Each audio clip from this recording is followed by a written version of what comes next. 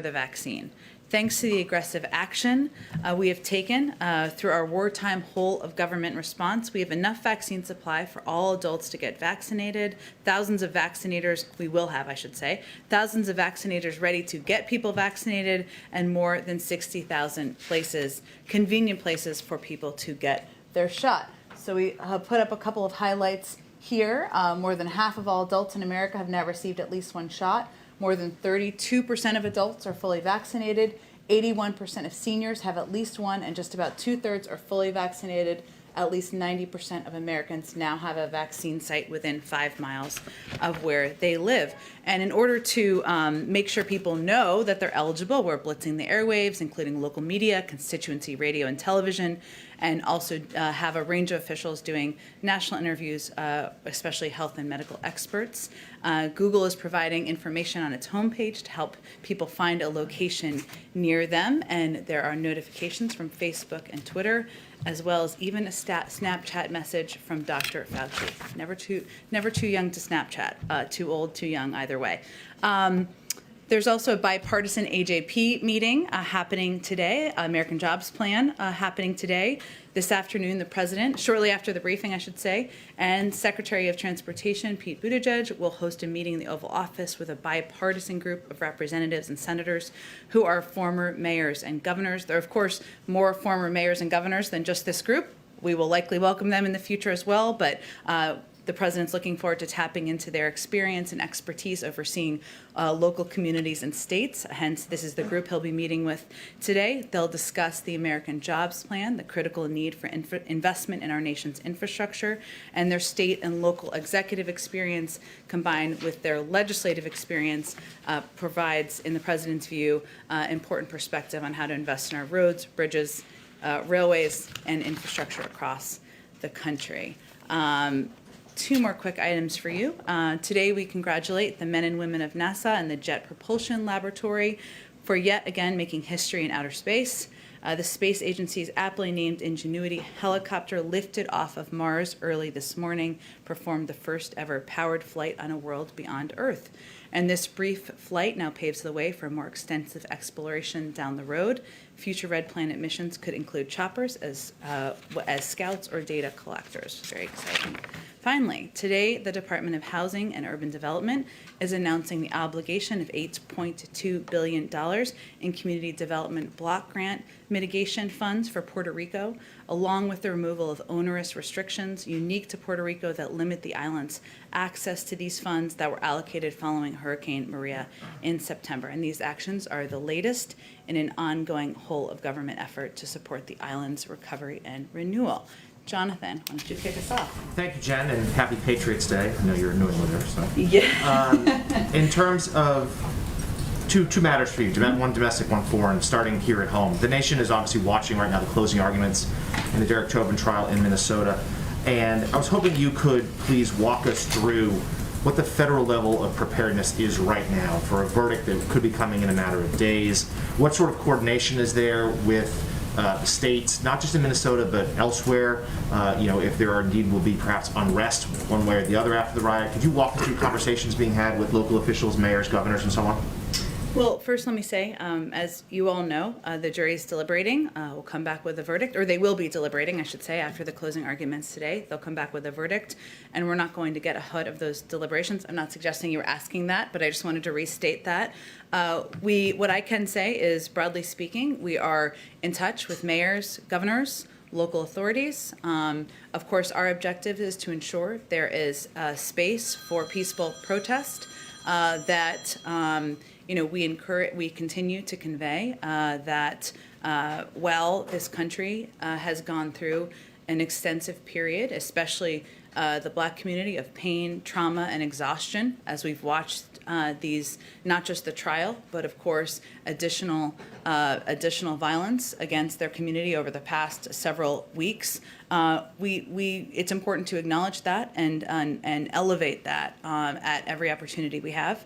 But in terms of your question, Jonathan, we're in touch with local authorities. We're in touch with states, with governors, with mayors, and certainly, we will continue to encourage peaceful protests, but we're not going to get ahead of the verdict in the trial. Is there recommendations about in terms of the National Guard and deployments? Have there been conversations about that? There's a range of conversations about how to ensure that no matter what the outcome, there is space for peaceful protest.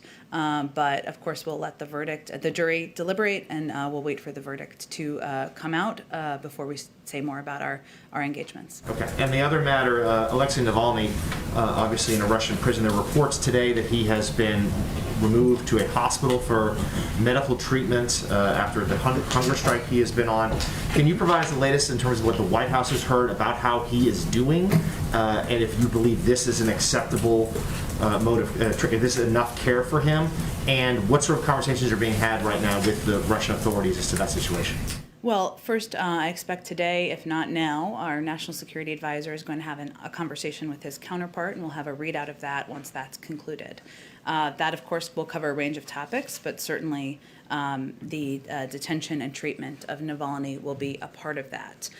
Let me say that as a reminder, in the president's first conversation with President Putin, he raised a range of concerns, including the treatment of Navalny. On March 2nd, we announced, in coordination with several key allies and partners, our response to Russia's use of a chemical weapon to poison Alexei Navalny. We continue to reiterate our view that that what happens to Mr. Navalny in the custody of the Russian government is the responsibility of the Russian government, and that they will be held accountable by the international community. As the National Security Advisor Chauvin has said, he said just yesterday, well, we're not going to telegraph our punches. If Mr. Navalny dies, well, there will be consequences to the Russian government, and we reserve those options. But in the interim, our objective is, of course, continuing to call for, push for his release, and reiterate our view that he must be treated humanely. Okay. Go ahead. Thanks, Jen. Can you explain where things stand right now when it comes to the refugee ban? First off, the White House said on Friday that actually the 15,000 cap that was set by the Trump administration remained justified. But then later you said, actually, no, the number is going to go up by May 15th. I would dispute that being our characterization on Friday, but let me walk you through what we did announce. Last week's announcement, or Friday's announcement, I should say, was an effort, an important step forward in our view, to reverse the Trump policy that banned refugees from many key regions of the world. So there were many parts of the Middle East, parts of Africa, where refugees could not apply and could not come into the United States. And part as a result of that, there were a very limited number of refugees in the low thousands that had come over in an extensive period of time during the Trump administration. That was an important step in our view.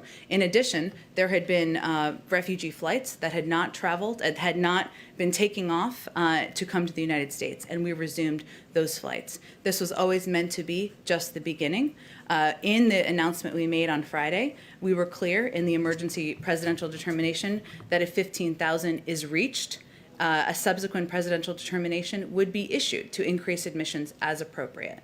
And that is certainly our expectation. In addition, we also announced on Friday that the president, while we are assessing right now what is possible in terms of, given the fact that the asylum processing has been hollowed out from the State Department, and also the ORR, the Office of Refugee Resettlement, has also been hollowed out in terms of personnel, staffing, and financial and funding needs. We have every intention to increase the cap and to make an announcement of that by May 15th at the latest, and I expect it will be sooner than that. The president also remains committed to pursuing the aspirational goal of reaching 125,000 refugees by the end of the next fiscal year.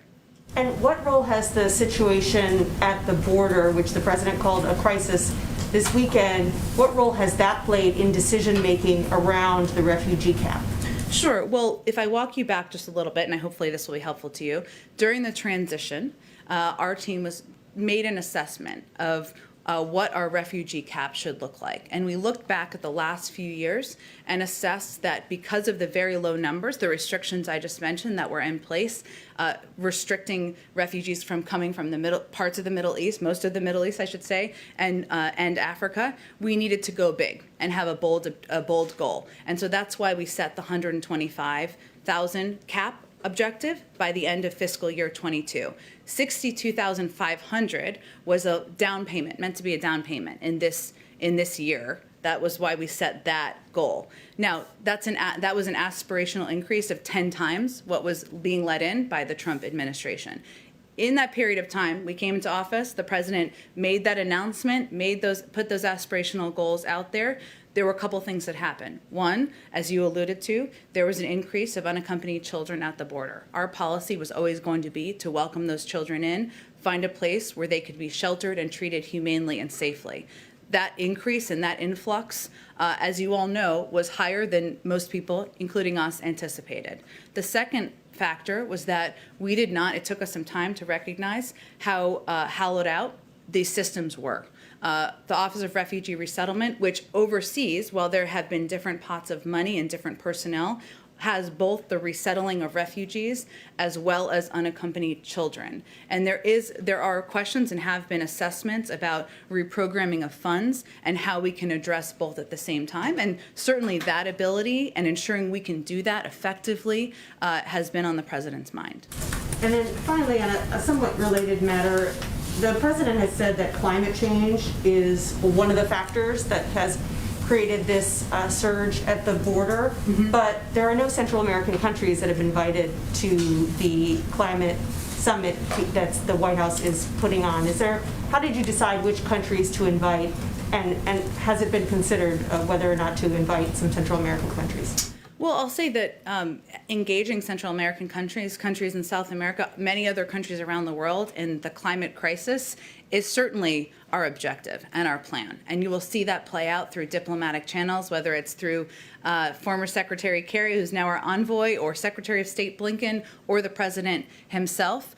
There were 40 global leaders invited. This is our first summit of this kind, and obviously a number of them will be speaking. So I think the decision was made about how to impact and invite, or how to invite kind of some of the largest economies in the world. That was the objective. But engagement with these countries, having a conversation about the role many of them play in addressing the climate crisis is absolutely on our diplomatic agenda beyond this summit this week.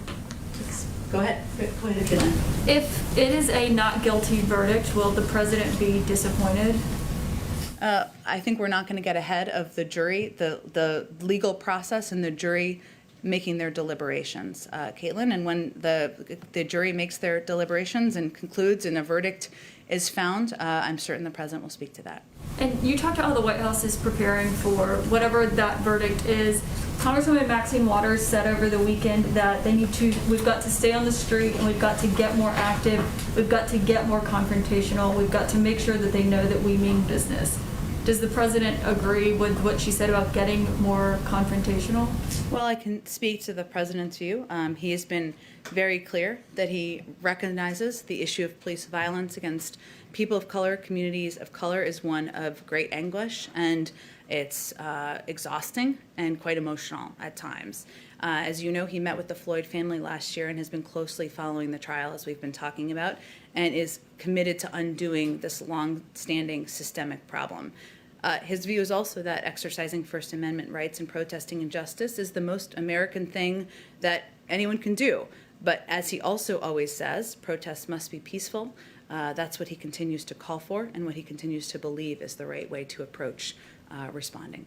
Okay, thank you. And on the refugee cap, you were saying that there have been other factors that have affected what that goal is now going to be with the limit that has happened since he first announced he wanted it to be 62,500. But can you explain why 2 weeks ago, when I asked if he was committed to raising it to that number by the end of this fiscal year, you said without hesitation, yes.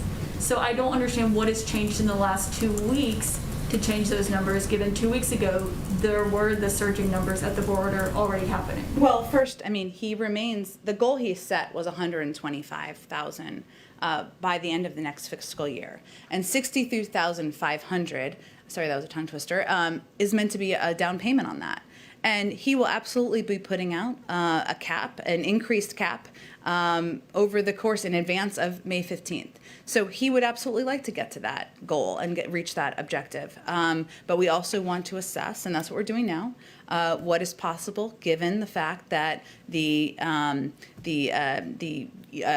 Office of Refugee Resettlement has been hollowed out, and given the fact that the system has been in worse shape, and we're just taking the time to do that. That goal was always aspirational. It was always a huge goal, 10 times what the Trump administration had welcomed in terms of refugees, and so we're going to put out a number. He will put out a number in advance of May 15th. But you say it's aspirational, but clearly you thought it was possible given the Secretary of State told Congress about it, the President committed to it. So why put a number out there if you can't meet it? Because it does give people false hope that you're going to let in 62,500 refugees by the end of September. Well, I think it's also important for people to understand that the challenge is not the cap. The challenge is the ability to process, the funding, the staffing, and welcome refugees in. The cap is a number that anyone can set. The biggest battle to getting more refugees in during the Trump administration was the fact that there were regional limitations put in on refugees coming in from the Middle East and Africa. We've changed that cap. We've changed that policy, I should say. So the cap, the number was always going to be. We made, as I said in response to Nancy's question, we knew it was an aspirational big goal when we set it. It was going to be 10 times what the Trump administration had set as their goal. And we remain, we are looking ahead to, and we are hopeful about reaching that 125,000 number as we look to next fiscal year. But as we came in and assessed and have had time to assess and have the teams that have had time to assess where the challenges are, we learned more about how hollowed out the systems were. We learned more about the challenges in processing. We learned more about, of course, the impact of what the influx of unaccompanied children would be on these considerations. But shouldn't you have assessed that before making a commitment? Well, the president made the announcement in early February, and he felt it was important to send the message to the world, which remains his view, that we are now a country, again, that is going to welcome in refugees from around the world. That continues to be his point of view, continues to be his objective, continues to be his policy. But sometimes it takes a little bit of time to lift up the hood, kick around the tires, and see what the big problems are. And he made that announcement within 2 weeks of taking office. So clearly we've had some time to do it since then. Go ahead. Thank you, Jen. I'm still just a little bit confused about what changed between 1 p.m. on Friday and around 4:30 p.m. on Friday to go from we're not raising the refugee cap to we are raising it by May 15th. What changed in those 3.5 hours? Well, I think as I just outlined, we never said we're not raising the refugee cap. In the morning we said, actually, and with the information we put out, was that once we reach 15,000, we will raise it. That was not accounted for in some of how people were some of how people were digesting the information, and we wanted to be clear and send a message that we are a country that is welcoming refugees. Let's be clear, we are changing the policies of the last administration. We are changing the policy of not welcoming in people from Africa or people from the Middle East. That was the biggest factor preventing refugees from coming in during the last administration.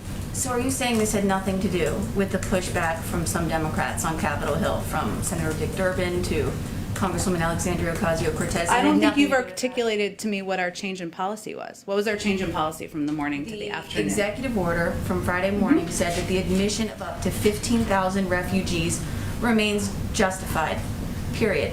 And yes, there was a caveat that you could raise that cap later, but I mean, it explicitly That's a pretty says that important right there. caveat, that when we reach 15,000, a subsequent presidential determination could be made.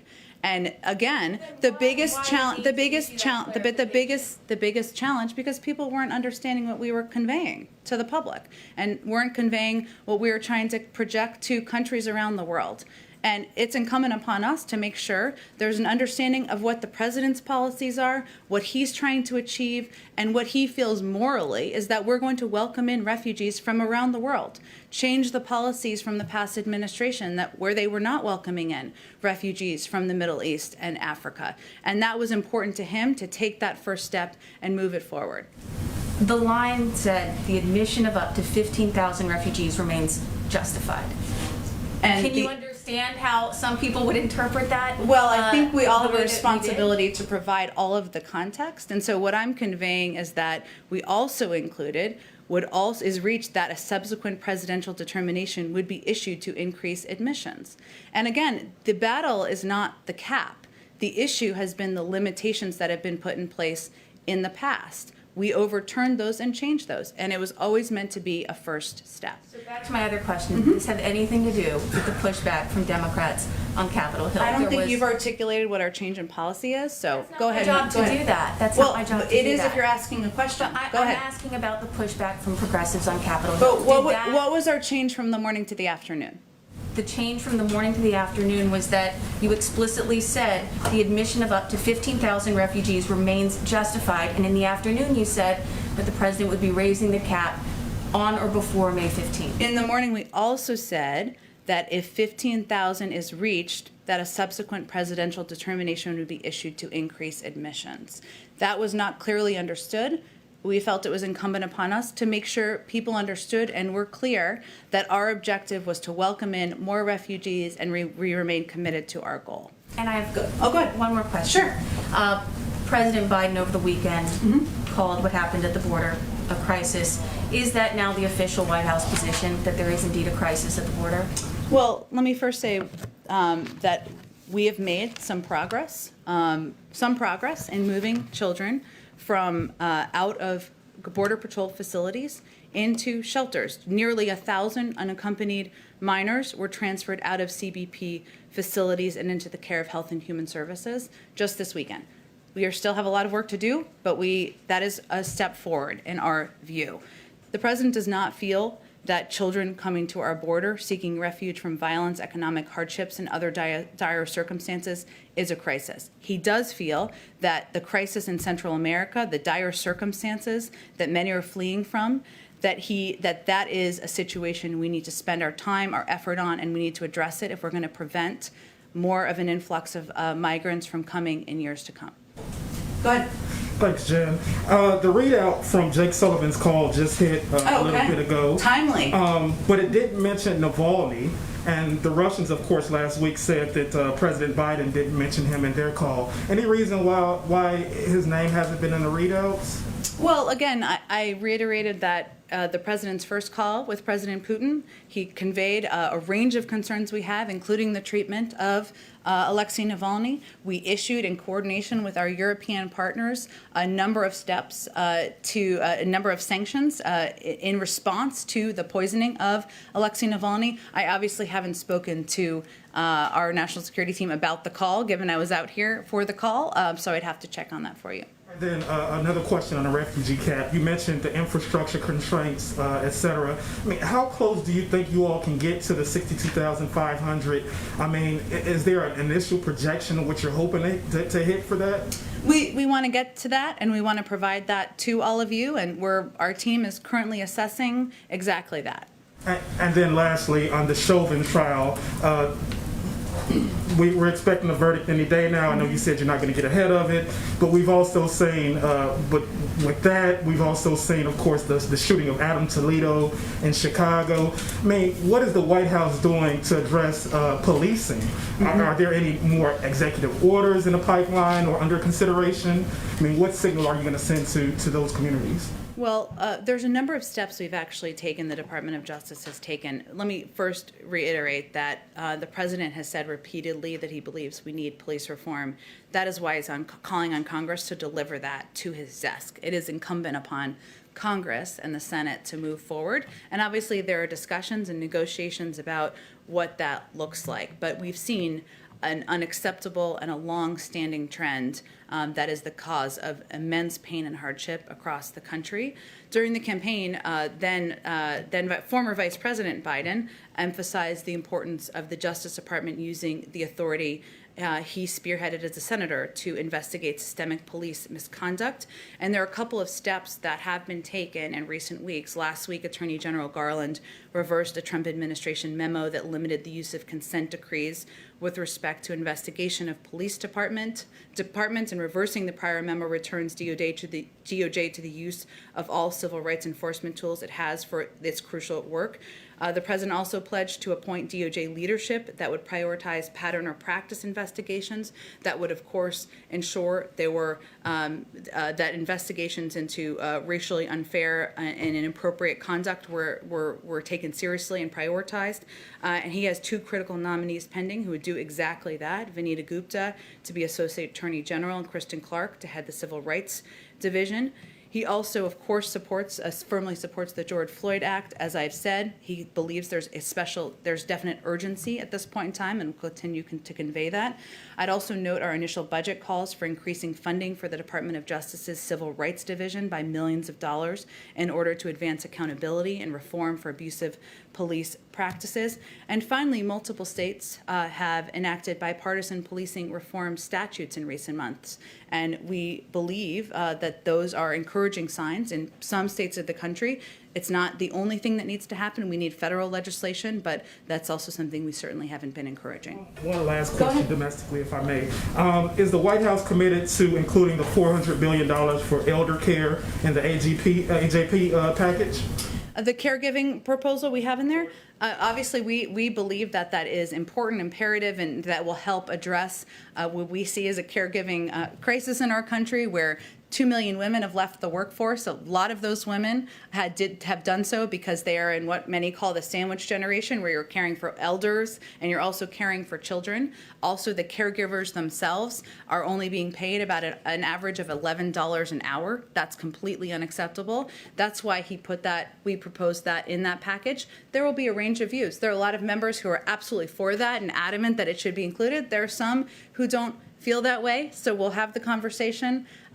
More of those are happening this week, and we'll go from there. Could it slip into the next package just to make it more palatable for this one to pass? You know, it's a great question, but we're not quite there in the mechanics or the mechanisms for what different components will be, how they will move forward on the Hill. We're eager to have those conversations with leaders in Congress. Go ahead. Thanks, Jen. India is facing a critical shortage of raw materials necessary to make vaccines, and officials there are urging the U.S. to lift the U.S. embargo of exporting those raw materials. My colleagues in India are reporting today that the Biden administration recently told India that its request was being considered and would be acted, in quotes, at the earliest. Could you provide some more details on that, maybe some timeline? Sure. So Ambassador Catherine Tai, of course, gave some remarks at a World Trade Organization virtual conference last week, and she highlighted a couple of points, I should say, that are very representative of our view. The significant one being the significant inequities we are seeing in access to vaccines between developed and developing countries are completely unacceptable.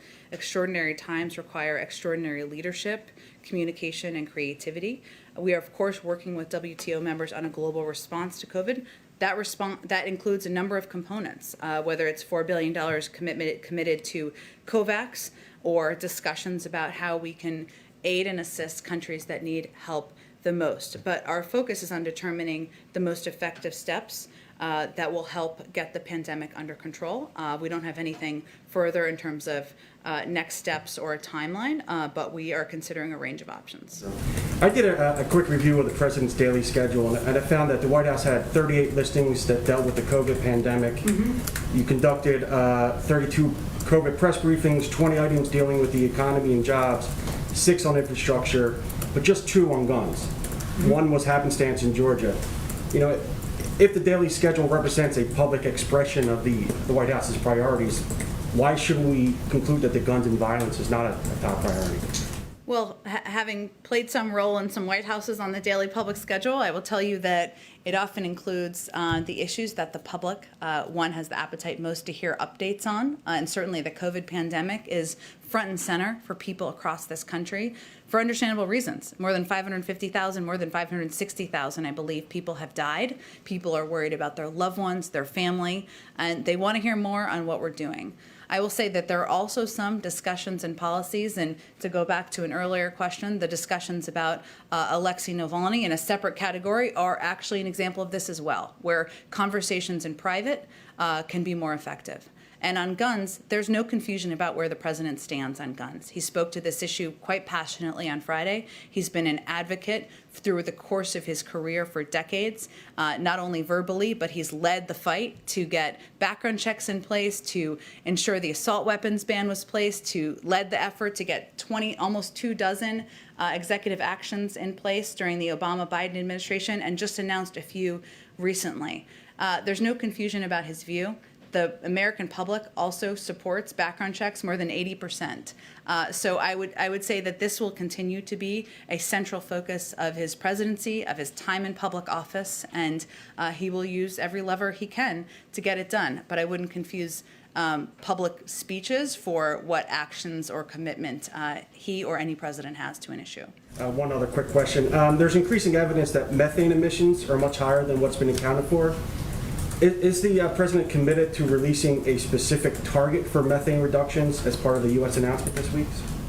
I know we'll start some preview and background calls tomorrow, and hopefully we're going to have some climate experts come to the briefing room later this week as well, but I'm just not going to get ahead of our planned public announcements or decisions that are still being finalized. Go ahead. Thanks, Jen.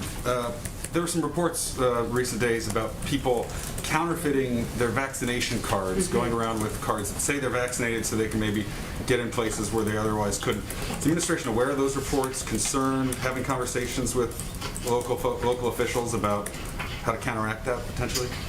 We are certainly aware of them. We've seen the reports, and we, of course, defer to law enforcement and other authorities who are overseeing and cracking down where this has come up. I don't have a number or percentage or data to give you on how expansive this is. I mean, the fact is, as of today, every adult American over 16 is now eligible. So the best way to get a vaccine card is to get vaccinated, and that's what our focus will continue to be. Another question on Navalny, given Jake Sullivan's comments yesterday about consequences. Yeah. President Biden obviously has requested a summit with Vladimir Putin. If Navalny dies in Russian custody, is that summit still on the table? Well, let's certainly all hope and pray that that is not the outcome we're looking at. And again, there are a range of private conversations that occur diplomatically, and we continue to reiterate publicly as well our call for him to be released, to be treated humanely. But I'm not going to get ahead of a horrible outcome like that. Go ahead. Hi, Jen. I've got a vaccine question, but just first a quick follow-up to my colleague's questions about the refugee cap earlier. You said that the issue about the cap statement on Friday was not clearly understood by some people. Would some of the president's Democratic allies on the Hill be some of those people that did not clearly understand? Well, I don't think I was placing blame. I was more characterizing that we recognized that we needed to be clear and make sure people were understanding what our objective was, and that the president remains committed to welcoming in refugees from around the world, that the announcement on Friday was intended to be a first step, intended to convey clearly that we are overturning what we felt was a xenophobic policy of the past administration to prevent people from many parts of the Middle East and Africa from applying for refugee status, and to resume flights, and that we remain committed to welcoming refugees in. So we provided more information, as sometimes is necessary to do. Okay. And on the Johnson & Johnson vaccine, it's been almost a week since it's been paused. Indications that it may still be a few more days before we understand what the next step will be. Is the White House concerned, or what is the level of concern that J&J's reputation may be harmed during this time period, and it could hamper the administration's efforts to reach out to skeptical or hesitant Americans about getting vaccinated? Well, it's interesting. We actually haven't seen data, unless you have, which is possible, that has suggested that has been the outcome. The FDA is the gold standard. They took this step out of an abundance of caution, as they've said, to ensure that the American people could have confidence in their actions, the high level of review, and the high standards that we have in the U.S. government. They're convening again on Friday, as Dr. Fauci, I think, spoke to over the weekend, so we'll see what comes out of that. But what we've seen as it relates to confidence or hesitancy is that, broadly speaking, it's really an issue of access, and we've seen that as the case in many communities across the country, and our focus is on working to address that. In part access, I should say, but also in part messengers, and that's why a huge amount of our $3 billion in funding is focused on empowering and funding local messengers, whether it's doctors or clergy or local civic leaders, because we know they are the most effective in conveying the efficacy of these vaccines. Thank you. Go ahead. Hey, Jen, just a couple on the jobs bill and climate summit. Senator Cornyn and Senator Coons spoke about the possibility for a smaller, narrower infrastructure bill in the range of $800 billion. Does the president see that as a viable alternative to what he's proposed? And then how does he view this idea that there might be an opportunity to get some kind of bipartisan agreement on infrastructure before you move on to the care economy? That if you could do it in the near term, as Senator Coons suggested, that that'd be the way to go. Well, there are a range of ideas and proposals out there. Some Senator Coons, Senator Manchin, some Republican senators, and some Democrats who may be more on the progressive wing of the party as well. And our objective at this point in time is to hear and listen to all of those and to determine what the path forward may look like in coordination and cooperation. The president's bottom line here is that the only thing we cannot do is fail to invest in our nation's infrastructure, rebuild our economy, and create millions of jobs.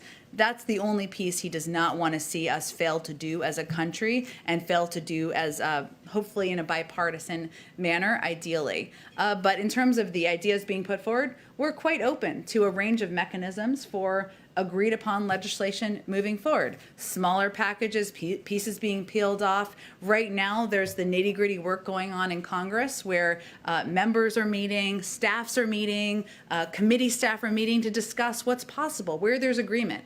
We welcome that. But in terms of what the package or size looks like, we're just not quite there yet. On the climate summit, I know you don't want to get ahead of the decision on emissions targets for 2030, but broadly, how is the administration thinking about striking the balance between a target that's aggressive and that will meet the needs of the demands of climate change versus ones that may not be achievable and could lead job losses in the next 10 years? How is the president looking to strike that balance? Well, the president believes that green jobs are jobs, right? I mean, they are a way to invest in and this is very central to the American Jobs Plan. And when we talk about the climate summit and how we're thinking about setting these targets and how we're going to achieve them, a big part of that is investing in areas of our economy where they're industries of the future, where we can create and build out industries and create jobs where we're also able to meet our targets that we'll set. So he thinks of them as in lockstep, and that's one of the reasons why when he put out his climate plan during the campaign, he had labor leaders and climate advocates meet together and discuss how we could work together on a path forward. But if you look at areas like electric vehicles or weatherizing infrastructure, these are areas where there's an alignment on they're creating jobs, they're investing in industries, they're putting people back to work, and they're also doing it in a way that is helping us reach our climate targets. Can I just do one more? Yep. Just to follow to Nancy's question. You mentioned the Office of Refugee Resettlement that it's exhausted its funding. Do you expect the administration to ask for some type of supplemental for that office in the next few weeks to help them meet their demands? I would say the first step, there's some considerations of reprogramming funding, which is, of course, a factor internally. but I'm not aware of an intention to request additional funding. I can check and see. Obviously, we'll put out our budget that is forward-looking in May, but in terms of, I think you're asking about an emergency supplemental, I'm not aware of that consideration, but I'll check on that for you and others who I'm sure are interested. Can I jump in real quick? Are we Yeah. still on track for the 1 o'clock presidential meeting, the pool call? Oh, Okay, yes. so you, Okay, we're almost wrapped here. Let's just go to one in the back. Go ahead. Sorry, wait. Thanks. Just I was not paying attention to the time. Thank you for the reminder. Go ahead. Just a couple quick ones. On Johnson & Johnson, between the pause and then the issues at the Baltimore plant, is the administration still expecting Johnson & Johnson to be on track to deliver its promised amount of doses by the end of the month? Well, I think the next step with Johnson & Johnson is for the FDA to meet and determine what the considerations are for the path forward. As we look at our own preparedness here, we have ordered enough supply to ensure we can meet the demand by the end of May, and enough supply to vaccinate every adult American by the end of July without Johnson & Johnson. So that's where our objective and our focus remains. Pfizer has also announced that they are going to try to expedite some of their production as well. But in terms of Johnson & Johnson, the next step is really Friday and whatever comes from there, and we certainly will refer to the FDA. I'm sorry we have to wrap up because you guys are gathering in about 30 seconds here, but thank you everyone so much.